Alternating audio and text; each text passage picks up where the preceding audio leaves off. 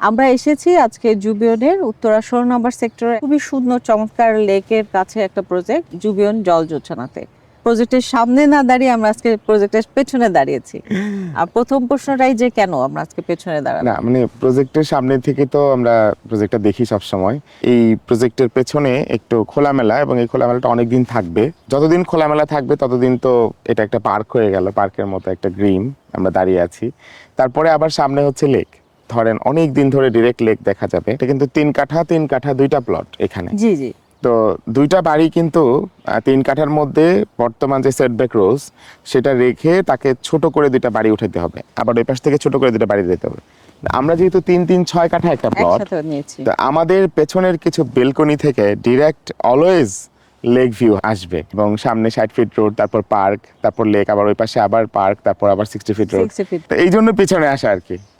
তবে একটা জিনিস খুব চমৎকার লেগেছে যে মানে প্রজেক্টের নাম জল যোছনা, একটা কবিতা আছে, তাই জল যোছনা নামটা কি কারণে রাখা আছে? জল জোছনা নামটা রাখার জল তো আছেই।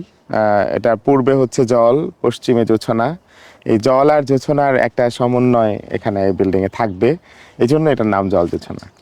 স্যার তো বললেন যে এটা পশ্চিমমুখী একটা প্লট, কিন্তু আমি এটা ডিজাইন যতটুকু দেখেছি বিল্ডিংটা আমার কাছে সাউথ ফেস মনে হচ্ছে, মানে দক্ষিণমুখী একটা ভাইবস আছে। এই প্ল্যানটা স্যার এই কিভাবে প্ল্যানটা আমরা চিন্তা করলাম, আচ্ছা এত সুন্দর একটা প্লট, এটার পশ্চিমমুখী হওয়াতে এটাকে আমরা একেবারে পশ্চিমমুখী করেই বাড়িটা করব। তো আমরা চিন্তা করলাম যে এটা এমন ভাবে একটা উঠান বানানো যায় কিনা, যে উঠানটা আমরা ছেড়ে দিব হচ্ছে দক্ষিণে, দক্ষিণ? তাহলে পুরো বাড়িটা এখন দক্ষিণমুখী বাড়ি। তাহলে অসাধারণ একটা বাড়ি। হ্যাঁ, আমি ডিজাইনটা আমারও আসলে খুব ভালো লেগেছে। এবং এটা একদম পিওরলি এখন একটা দক্ষিণমুখী বাড়ির দক্ষিণমুখী ফ্যাসিলিটি বাড়ি পাচ্ছে। হয়ে গেছে। 3-3-6 কাঠার একটা প্লট। যারা ফ্ল্যাটগুলো কিনবে, ফ্ল্যাট ওনাররা প্রশ্ন করে যে আপনি 6 কাঠা করেছেন, আমার লাভ কি? মানে আমি এই জায়গায় আসলে ওনাদের ফ্যাসিলিটি গুলো ওনারা কি পাচ্ছে 6 কাঠা প্লট হলে?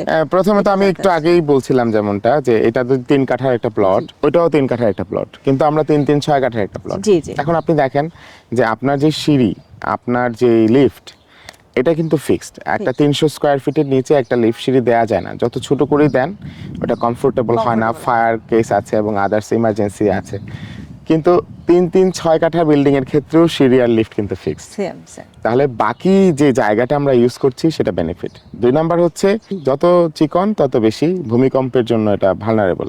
আর ভিতটা একটু হ্যাঁ, সরু কিন্তু থাকে। বিল্ডিংটা যত স্প্রেড তত এটা স্ট্রং, যেহেতু প্রতিদিনই এখন প্রায় মানে মাসেই একটা ভূমিকম্প হয়ে যাচ্ছে। হচ্ছে। সো এটা অবশ্যই রিলিভেন্ট কোশ্চেন যে এটা ভালো। সেফটি, স্পেস, খুব সহজ কোশ্চেন, তাই না? জি, জি। 3 নাম্বার হচ্ছে এটা যদি আমার একটা 3 কাঠা প্লট হতো, আমি কি এটাকে দক্ষিণমুখী ডিজাইন করতে পারতাম? না, আমি অবশ্যই জায়গায় না। ছাড়তে হতো না, জায়গায় আমার ছাড়তে আমার জায়গা যেটুকু ছাড়তে হতো এটা খুবই টাইট।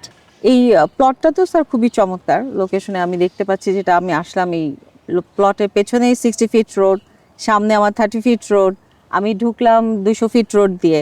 এই প্রজেক্টটা কত মজার একটা জায়গা দেখেন। এই পাশে তো মেট্রো রেল ডিপো, এবং জি। এই যে ব্রিজটা দেখা যাচ্ছে, এই যে ব্রিজ, এই ব্রিজটা হচ্ছে 200 ফিট রাস্তা।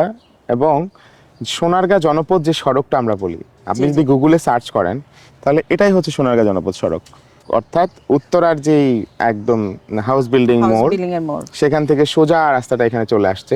সোনারগাঁ জনপদ সড়কের 100 গজের মধ্যে আপনি দাঁড়িয়ে আছেন আমাদের এই প্লটে, এবং সামনে এটা 60 ফিট 60 এবং feet lake road। Drive road. এই সোনারগাঁ জনপদ গিয়ে উঠছে কিন্তু একটা একেবারে ডিরেক্ট রাস্তা, সোজা চলে গেছে হচ্ছে সদরঘাট ওইদিকে, এদিকে আশুলিয়া, এদিকে ঢাকার যে এয়ারপোর্ট থেকে আসলে ফ্লাইওভার, ফ্লাইওভারটা। এই ফ্লাইওভারটা কিন্তু একদম এখান থেকে উইদিন 10 মিনিটস 5 মিনিটস ডিস্টেন্সে আমরা পেয়ে যাব। আমার কাছে যেটা মনে হয়েছে যে উত্তরা ওই মেইন সেক্টরগুলো থেকে এই দিক থেকে বোধহয় এয়ারপোর্টে যাওয়াটা আরো সহজ হয়ে হবে, যাবে। হ্যাঁ রাইট। এয়ারপোর্ট থেকে আশুলিয়া যাচ্ছে যে ফ্লাইওভারটা, সেটা একদম এখান থেকে এন্ট্রি আছে।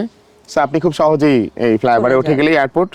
ওই দিক থেকে এয়ারপোর্ট যাওয়া মানে ওই ফ্লাইওভারে করে চিটাগাং রোড, চিটাগাং। মানে সারা বাংলাদেশের কমিউনিকেশন। চিটাগাং, ওই দিক থেকে হচ্ছে সিলেট, এদিক থেকে হচ্ছে আপনি সদরঘাট হয়ে যদি এইদিকে মাওয়া হয়ে এদিকে যেতে চান। এরপরে হচ্ছে আমাদের কমিউনিটি ডেভেলপমেন্ট, অর্থাৎ স্কুল, কলেজ, সবকিছু। সবকিছু। উত্তরার থার্ড ফেজ হচ্ছে সবচাইতে ওয়েল প্ল্যান্ড, সবচাইতে ওয়েল প্ল্যান্ড। উত্তরার কোনো ফেজে, ফার্স্ট সেকেন্ড ফেজে এত বেশি ছাড়া হয় নাই। স্কুল, কলেজ, মসজিদ, park, boys school, girls school, everything. আপনি প্রতি 20-30টা প্লটের মধ্যেই একটা করে জায়গা রাখা আছে।